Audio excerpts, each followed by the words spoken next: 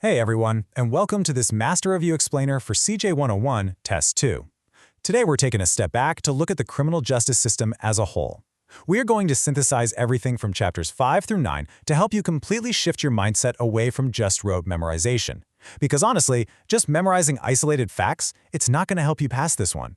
Instead, we really want to focus on understanding how this entire system interconnects as one massive continuous process.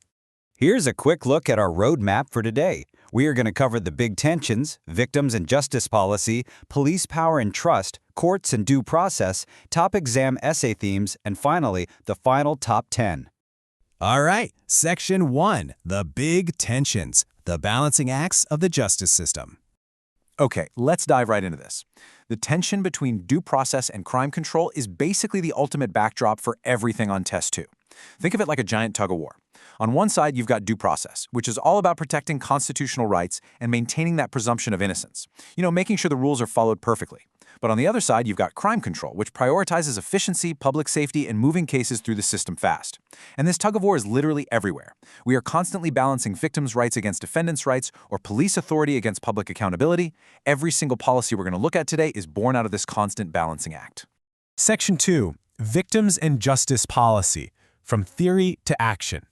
So, for a really long time, the justice system basically treated victims just as pieces of evidence. That was it. But now, we dive deeper into victimology, focusing on crucial distinctions like victim precipitation versus victim blaming. Now, victim precipitation is an academic concept. It's pointing out that, say, leaving your phone sitting on the seat of an unlocked car technically increases your risk of theft. Looking at it this way helps us prevent crime, right? But the responsibility strictly remains with the thief. Victim blaming, on the other hand, shifts the moral fault onto the victim, which is totally different. We also really have to watch out for something called secondary victimization. That's when the criminal justice process itself actually traumatizes the victim all over again, maybe through intense grueling interrogations or having to testify at a harsh trial. And that leads us perfectly into the routine activities theory. This theory points out that for a crime to happen, 3 specific elements have to converge in the exact same time and space.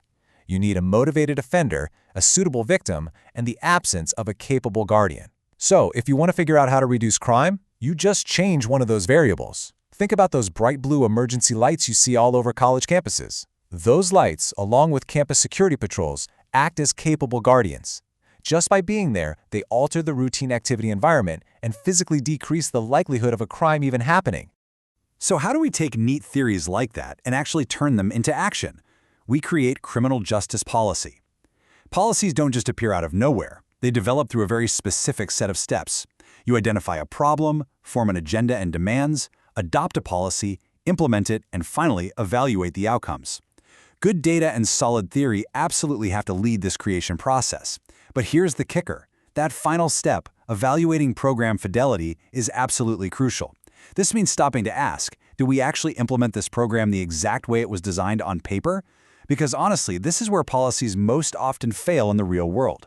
Good intentions just aren't enough. We have to constantly evaluate based on actual hard evidence. Section 3, Police Power and Trust, History, Authority, and Ethics. Let's take a quick walk through the evolution of policing, because history explains a lot about today. Back in the 1840s political era, police had really close ties to local politicians, which, led to some pretty deep corruption. Then came the 1920s reform era. Spurred by figures like Robert Peel, the focus violently shifted to strict professionalism and centralized 911 systems. But unfortunately, making it so strictly professional kind of distanced the police from the public.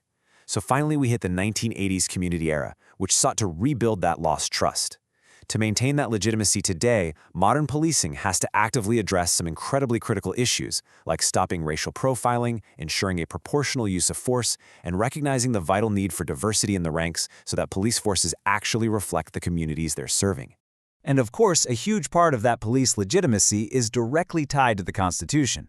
The Fourth Amendment protects us from unreasonable searches and seizures.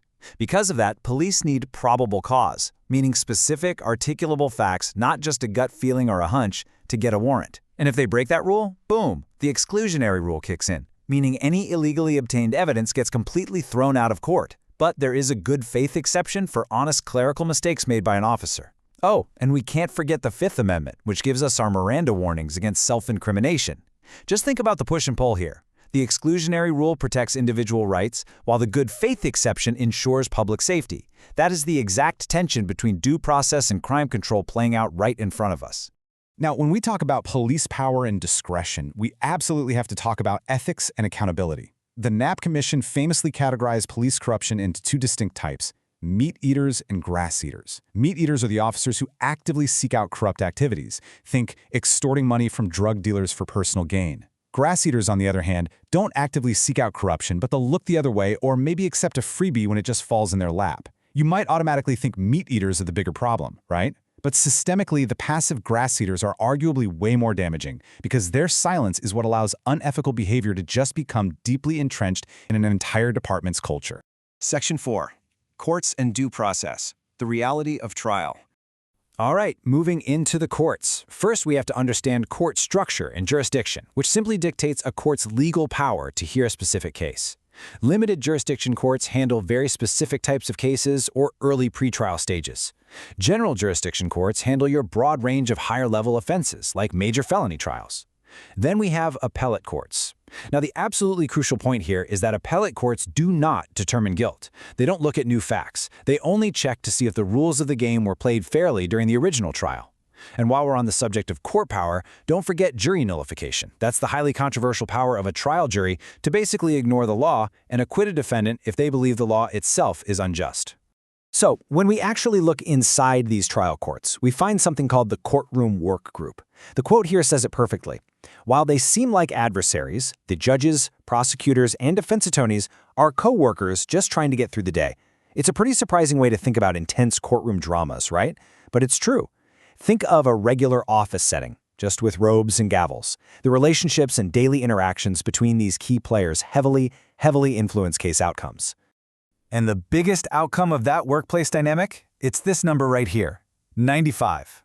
95% of all criminal cases never even see a jury. They end in a plea bargain. While plea bargains are completely necessary to handle the system's massive, overwhelming workload, we have to be really careful. Our current plea bargain culture heavily prioritizes clearing dockets quickly over achieving perfect justice, which brings up the scary risk of pressuring innocent people into pleading guilty just to avoid a potentially harsher sentence at trial. Okay, take a deep breath. We've covered a ton of ground. How on earth do we tie 5 chapters of incredibly dense material together before you actually sit down for the exam? Let's pause this rapid-fire review for a second. Use this as a mental palate cleanser because it's time to shift your brain completely into essay synthesis mode. Section 5. Top Exam Essay Themes. Synthesizing the System. Pay attention because this right here is the highest value section for the exam. Let's rapidly connect the dots across these chapters. Number 1, due process versus crime control. This connects Fourth Amendment rules all the way to plea bargain efficiency. Number 2, victim blaming versus precipitation. Connects victimology to how we evaluate policy. Number 3, routine activities theory. Connects victim behavior directly to police patrol strategies. Number 4, policy fidelity. Connects high-level legislative theory to actual boots-on-the-ground policing. Number 5, police eras. Connects historical watchmen to modern community policing. Number 6, probable cause. Connects police discretion to what's actually admissible in court. Number 7, exclusionary rule. Connects civil liberties directly to public safety. Number 8, corrupt officers. Connects ethical failures to the total loss of police legitimacy. Number 9, plea bargain culture. Connects heavy court workloads back to the presumption of innocence. And finally, number 10, the Courtroom Work Group. Connects adversarial theory to the daily human reality of court co-workers. Section 6. The Final Top 10. Crucial Concepts for Test 2. Okay, we're at the finish line. If you remember only 10 things from all these chapters, remember these. 1. The tension between due process and crime control drives the entire system. 2. Victim precipitation is absolutely not victim blaming. 3. Policy requires constant, evidence-based fidelity. 4. Police eras evolve specifically to chase public legitimacy. 5. Probable cause requires specific facts, not hunches. 6. Warrants are the general rule, with very few exceptions. 7. Passive grass eaters entrench systemic corruption. 8. Jurisdiction is a court's literal legal power. 9. The courtroom is, at the end of the day, just a workplace. And 10. 95% of cases bypass trial entirely for plea bargains. Remember, focus on the why, not just the what. I want to leave you with one final, pretty provocative thought as you wrap up your studying and head into this exam.